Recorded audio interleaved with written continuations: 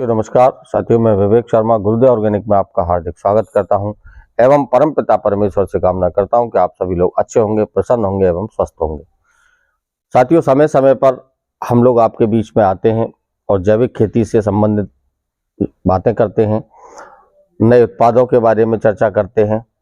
तो आज इसी कड़ी में आज हम एक चर्चा करने वाले हैं आने वाले मौसम के बारे में और उस मौसम से होने वाले फसल में नुकसान के बारे में।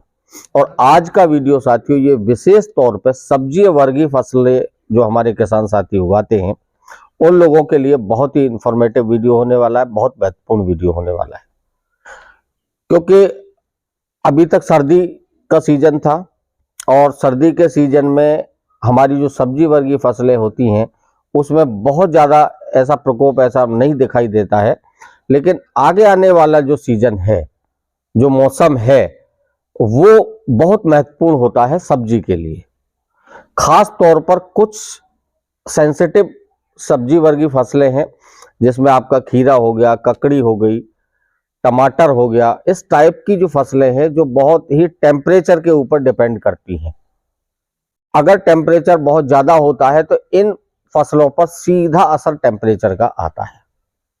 अब क्योंकि ये प्राकृतिक चीज है और काफी दिनों से देखने में आ रहा है कि गर्मी के सीजन में हमारे मैदानी इलाके में टेम्परेचर काफी ऊपर तक चला जाता है, माने 40-45 डिग्री को भी पार कर जाता है, जो कि इन फसलों के लिए बहुत ज्यादा नुकसानदायक होता है। खास तौर पर देखा गया है कि खीरे के अंदर उसके पत्ते बुरी तरह से झुलस जाते हैं और फसल बर्बाद हो जाती है। तो हम उस टेम्परेचर को किस तरह से हम बहुत आसानी से और सरलता के साथ कंट्रोल कर सकते हैं और अपनी फसल को बचा सकते हैं और साथ ही साथ न्यूट्रिएंट्स भी उस फसल को पहुंचा सकते हैं। आपने गेरू मिट्टी के बारे में सुना होगा।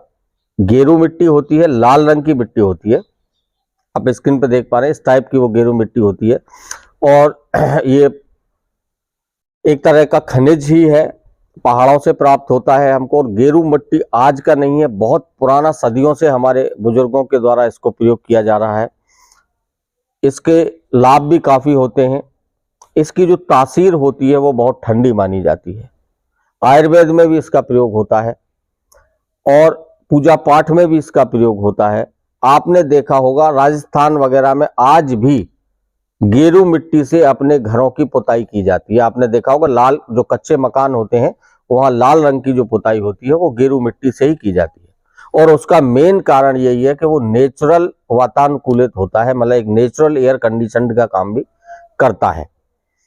गर्मी के मौसम में वो टेम्परेचर एब्जॉर्ब करने का काम करता है। इसीलिए पुराने जमाने में जो पुताई का काम होता था, रंगाई पुताई में गेरू का प्रयोग किया जाता था, जिससे कि टेम्परेचर को कम किया जा सके और घर को ठंडा रखा जा सके। आप लोगों ने कभी देखा होगा कि शरीर में एक दाल एकदम से गर्मी के मौसम में वो निकल आती है, पित्ती जैसी, जिसको बोलते हैं सर्द गर्मी का प्रकोप हुआ है और पित्ती उछल आई है पूरे शरीर में, बच्चों के सभी के चकते चकते जैसे हो जाते थे। तो उस समय पर हमारे कुछ बुजुर्ग घर में पकौड़ी टाइप की मीठी पुआ जिसको बोलते हैं, वो गेरू के पुए भी खिलाए जाते हैं, तो जिससे शरीर के अंदर जो गर्मी पैदा हुई है उसको कंट्रोल किया जा सके और उससे बड़ा अच्छा प्रभाव भी मिलता था।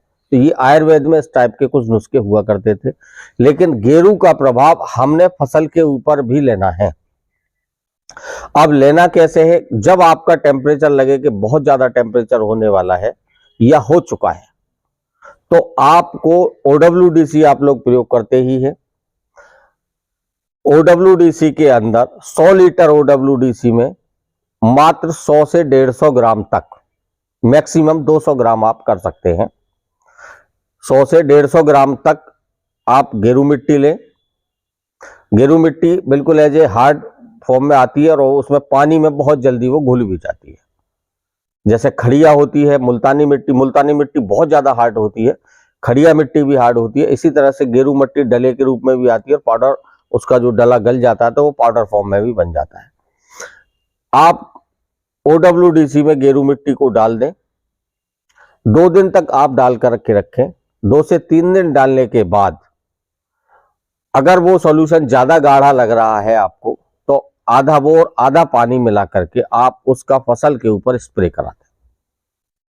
OWDC में डालने का मुख्य उद्देश्य ये होता है कि OWDC के अंदर डिकम्पोजिंग बैक्टीरिया जो है, जब OWDC में हम कोई भी चीज डालते हैं तो उस चीज को वो पूरी तरह से डिकम्पोज करने के बाद उसके अंदर जो भी एलिमेंट है या उसके अंदर जो भी चीजें हैं, खनिज तत्व है, जो भी उसके अंदर न्यूट्रिशन वैल्यू है, उस सारी की सारी न्यूट्रिशन वैल्यू को OWDC अपने अंदर ले लेता है। माने उसकी सारी पावर अपने ऊपर आ जाती है और उसको पूरी तरह से डिकम्पोज करने का काम कर देता है। तो इसलिए आप उसको OWDC जो लोग यूज करते हैं उसको OWDC में डाल करके आप फसल के ऊपर आप उसका प्रयोग करके देखें। तो जो अगर इस प्रयोग को आप टेम्परेचर बहुत ज्यादा होने से पहले प्रयोग कर देंगे तो मैं समझता हूं कि बहुत ज्यादा टेम्परेचर का आपकी फसल के ऊपर प्रभाव नहीं पड़ेगा। जहां अगर मान लो आप नहीं कर पा रहे हैं और टेम्परेचर के कारण फसल में कोई नुकसान आपको दिखाई देता है, तुरंत आप इसका एक स्प्रे करवा दीजिए और 8 से 10 दिन के बाद उस स्प्रे को रिपीट करिएगा।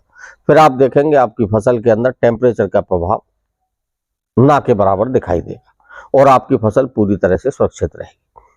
क्योंकि OWDC के अंदर हमने उसको डाल करके बनाया है तो उसके अंदर जितने भी एलिमेंट्स हैं, क्योंकि सबसे बड़ा आयरन का स्रोत होता है गेरू, और आयरन के साथ साथ उसके अंदर कुछ न्यूट्रिशंस और भी होते हैं, मैग्नीशियम होता है, मैग्नीज होता है, यहाँ तक कि थोड़ा बहुत मात्रा में जिंक भी हमको मिलता है।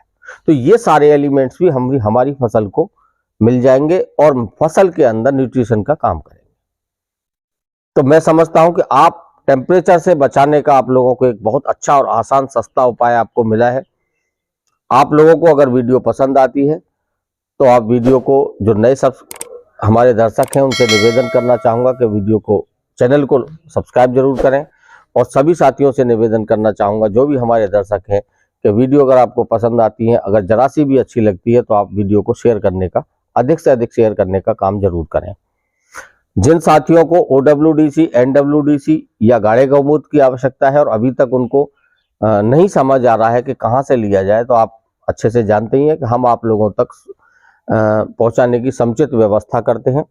व्हाट्सएप नंबर हम अपना देते हैं, आप व्हाट्सएप नंबर पर अपना एड्रेस और अपनी रिक्वायरमेंट आप हमें भेज सकते हैं, तो आपके घर तक भेजने की पूरी व्यवस्था सुनिश्चित की जाएगी।